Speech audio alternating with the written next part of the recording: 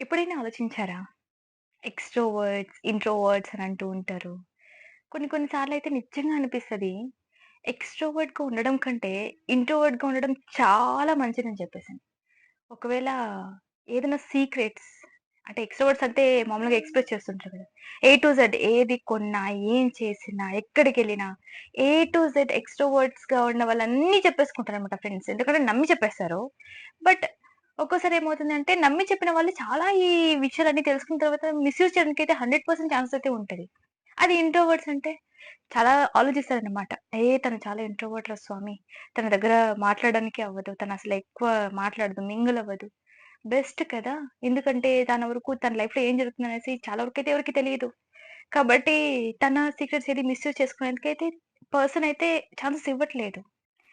ఏమీ చెప్పుకోకుంటే ఇంట్రోవర్ట్స్ ఒక సేఫర్ జోన్‌లో ఉంటే అన్నీ చెప్పేసుకొని, ఏ సీక్రెట్స్ దాచుకోకుండా, మీరు మిస్‌యూజ్ చేసుకోండిరా నాయనా అని చెప్పేసి మనమే వాళ్ళకొక ఛాన్స్ ఇచ్చినట్టుండదు.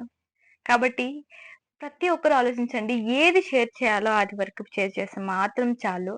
కొన్ని కొన్ని ఉంటాయి. కొన్ని పర్సనల్స్ అనేవి మెయింటైన్ ఖచ్చితంగా చేయాలి. ఎందుకంటే, ఈరోజు మంచిగా ఉన్న ఫ్రెండ్ రేపు మళ్ళీ మీరు చెప్పిన ప్రతి ఒక్కటి గూడా కావాలంటే మిస్‌యూజ్ చేయడానికి 100% ఛాన్సెస్ ఉంది.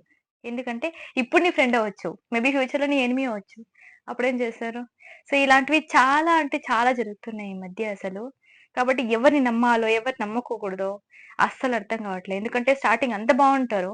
తీరా చూస్తే ఆ ఫ్రెండ్స్ అయితే మనతో ఇప్పటి వరకు మళ్ళీ అయితే ఉండరు. ఒక సర్టెన్ స్టేజ్ వరకు, ఒక సర్టెన్ పీరియడ్ వరకు అయితే ఖచ్చితంగా ఉంటారు. కానీ ఇప్పుడు చాలా మంది అసలు ఫస్ట్ ఉన్న బెస్ట్ ఫ్రెండ్ ఇప్పుడెందుకు లేరు? ఎందుకంటే వాళ్ళు ఇలాంటి మిస్‌యూజ్ చేశారు కాబట్టిని.